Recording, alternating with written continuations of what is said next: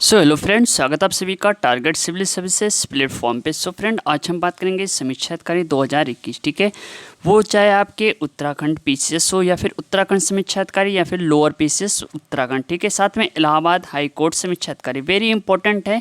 अगर आप पीसीएस की भी तैयारी कर रहे हैं या फिर यूपी ट्रिपल एससी की, तो सभी के लिए काफ़ी इंपॉर्टेंट है। ठीक है, ये वीडियो को पूरा वॉच करिएगा, कंप्लीट वॉच करिएगा और देखिएगा कि आप कितने पानी में यानी कितने क्वेश्चन आप सॉल्व कर सकते हैं। ओके, तो आइए शुरू करते हैं आज का पहला क्वेश्चन, साथ में आप भी सॉल्व करते रहिए।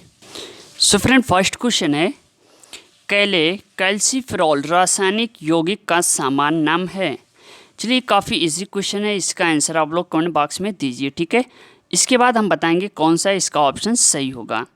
कैल्सीफेरॉल रासायनिक यौगिक सामान्य नाम है, किसका नाम है। ओके, सो नेक्स्ट क्वेश्चन है, डॉक्टर अंबेडकर के अनुसार राजनीतिक लोकतंत्र अधूरा है। तो यहाँ पे राइट ऑप्शन होगा ऑप्शन डी, यानी सामाजिक तथा आर्थिक लोकतंत्र के बिना। ठीक है, क्या है, राजनीतिक लोकतंत्र अधूरा, किसके अनुसार, डॉक्टर अंबेडकर के। ओके, सो नेक्स्ट क्वेश्चन है, गंगा नदी की लंबाई कितनी है। तो यहाँ पर राइट ऑप्शन होगा ऑप्शन सी, यानी 2500 किलोमीटर। उत्तराखंड के गंगोत्री के पास गौमुख हिमानी से निकलती है। ठीक है, तथा बंगाल की खाड़ी में मिल जाती है। गंगा वास्तव में क्या है कि भागीरथी एवं अलकनंदा नदियों के सम्मिलित नाम है। अगर इसकी सहायक नदियाँ हैं यमुना, गंडक, घाघरा, कोसी। ठीक है, जो काफ़ी फेमस है। चलिए, अगला क्वेश्चन है, निम्न में से कौन सा जल जनित रोग है। तो फ्रेंड, राइट ऑप्शन होगा ऑप्शन सी, यानी हैजा। ठीक है, जल जनित यानी वाटर बॉर्न रोग संदूषित जल के कारण होता है, जो कि मनुष्य या जानवर के अपशिष्ट पदार्थों के संदूषण से फैलता है। ठीक है, चलिए, सो नेक्स्ट क्वेश्चन है, कौन सा भारतीय संस्थान अंतरिक्ष अनुसंधान का कार्य करता है। तो यहाँ पे राइट ऑप्शन होगा ऑप्शन डी, यानी इसरो इज राइट ऑप्शन।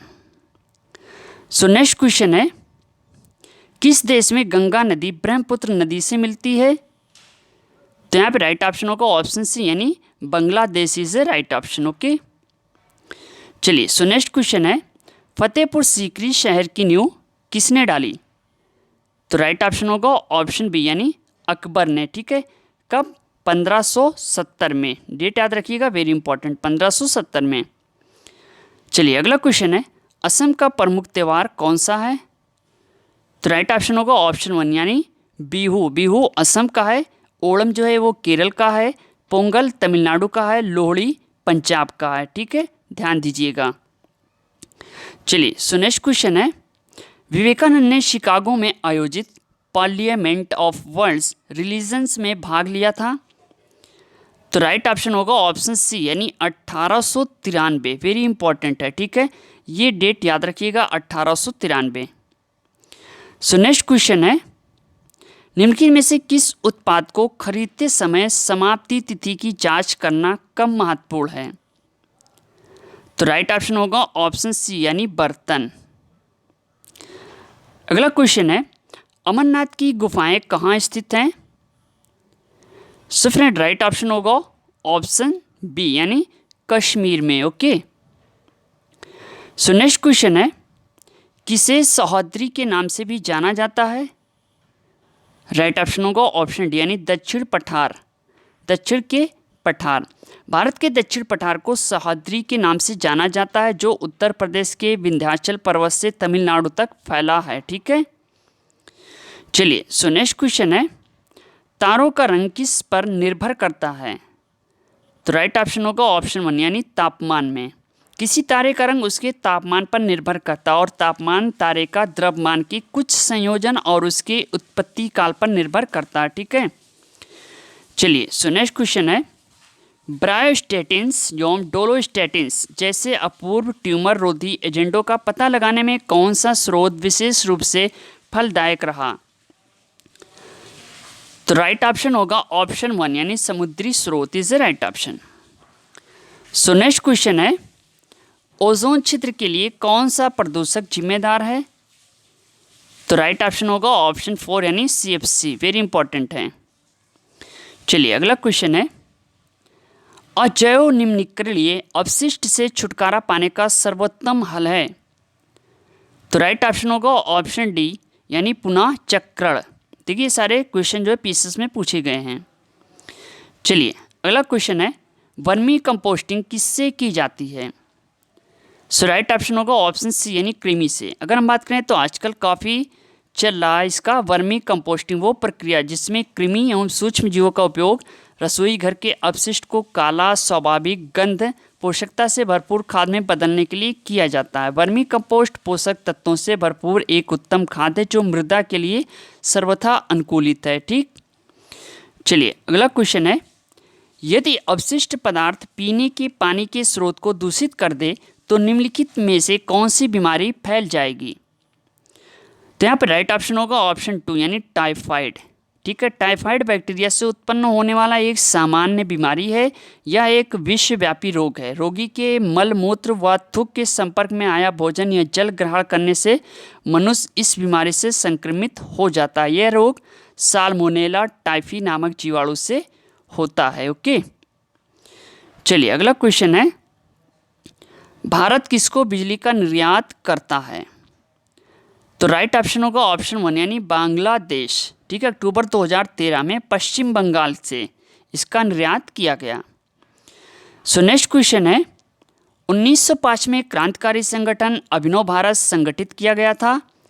देखिए फ्रेंड यहाँ पे राइट ऑप्शन होगा ऑप्शन डी यानी महाराष्ट्र में।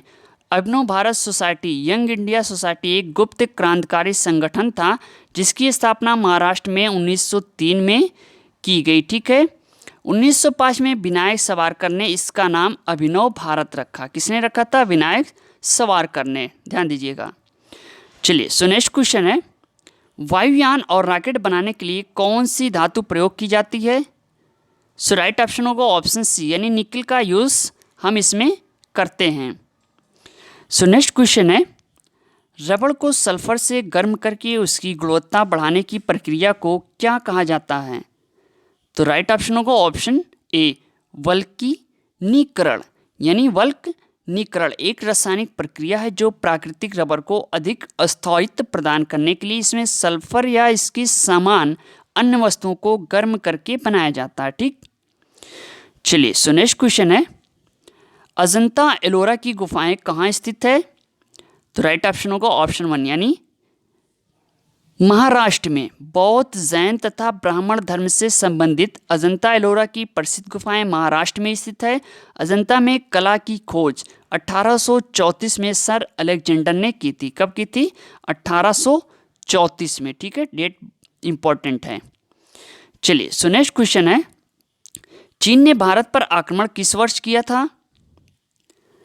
तो राइट ऑप्शन होगा ऑप्शन डी 1962 में। सो नेक्स्ट क्वेश्चन है निम्नलिखित में से राज्य के सप्तांग सिद्धांत के अनुसार राज्य का 7वां अंग कौन सा है, कौन सा था। सो राइट ऑप्शन होगा ऑप्शन सी यानी मित्र, कौटिल्य के सप्तांग सिद्धांत के अनुसार। ओके, चलिए अगला क्वेश्चन है निम्नलिखित में से किसमें सबसे अधिक प्रोटीन है।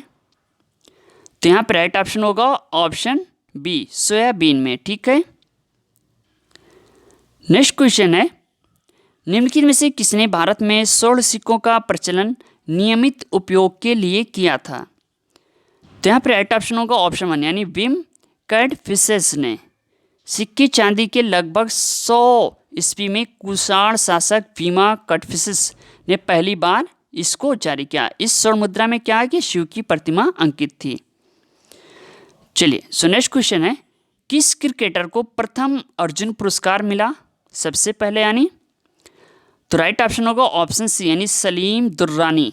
ठीक है, अगला क्वेश्चन है किस खेल के लिए सबसे बड़े मैदान की आवश्यकता होती है। तो राइट ऑप्शन है ऑप्शन डी यानी पोलो, ध्यान दीजिएगा। चलिए अगला प्रश्न है निम्नलिखित युग्मों में से कौन सा सही सुमेलित है यानी कौन सा सही है।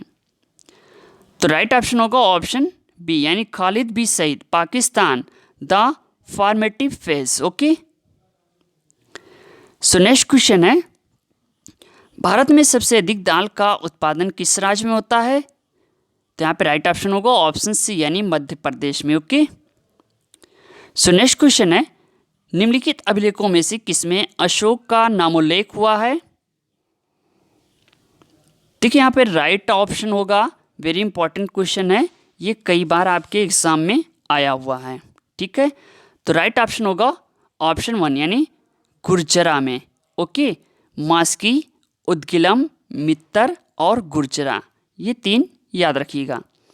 चलिए अगला क्वेश्चन है, सांडा ट्रेंच कहाँ है? तो राइट ऑप्शन होगा ऑप्शन 1 यानी हिंद महासागर में। सो नेक्स्ट क्वेश्चन है, निम्नलिखित में से कौन सा जैव शैल है?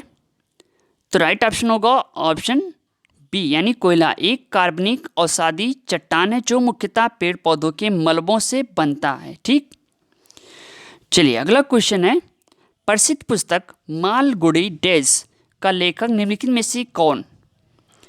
सो राइट ऑप्शन होगा ऑप्शन डी R.K. नारायण।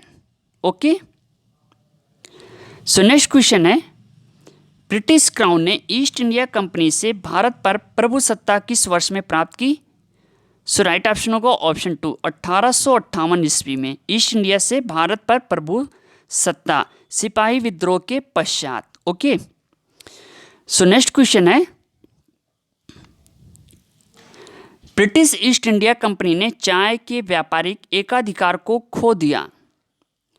सो राइट ऑप्शन होगा ऑप्शन सी यानी 1833 के चार्टर एक्ट के द्वारा ब्रिटिश संसद ने कंपनी चार्टर का नवीकरण करते हुए चाय और चीन के साथ व्यापार को छोड़कर भारत पर कंपनी का एकाधिकार समाप्त कर दिया तथा निजी निवेश और मिशनरियों दोनों के लिए भारत का मार्ग खोल दिया। ठीक, चलिए अगला क्वेश्चन है, भारतीय राष्ट्रीय कांग्रेस की पहली महिला अध्यक्ष कौन थी?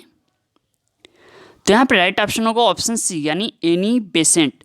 उन्हें वर्ष 1917 में भारतीय राष्ट्रीय कांग्रेस के कलकत्ता अधिवेशन की अध्यक्षता किया। ठीक है, 1917 में कहाँ किया था? कलकत्ता में। ओके, चलिए सो नेक्स्ट क्वेश्चन है, उपभोग की औसत प्रवृत्ति को किस रूप में परिभाषित किया जाता है? तो राइट ऑप्शन होगा ऑप्शन डी यानी कुल उपभोग भागे कुल आय। अर्थशास्त्र में औसत उपभोग प्रवृत्ति, ठीक है, यानी APC काफ़ी फेमस है आजकल, जो धरना प्रदर्शन हो रहा है। ठीक है, किसी दिए गए समय में कुल उपभोग एवं कुल आय का अनुपात होता है। सो फ्रेंड, ये रही वीडियो कैसे लगी आप लोग कमेंट बॉक्स में हमें कमेंट करके दीजिएगा। ठीक है, जिससे हम आने वाली वीडियो जल्दी बनाते रहें और आप कामयाब हो सके। जो भी हमारे नए व्यूवर्स हैं हमारे यूट्यूब चैनल को सब्सक्राइब कर लें, क्योंकि ये काफ़ी फेमस यूट्यूब चैनल है आपके तैयारी के लिहाज से। ओके, मिलते हैं नेक्स्ट वीडियो के साथ। Okay, thanks, best of luck, thank you, धन्यवाद, जय हिंद, जय भारत।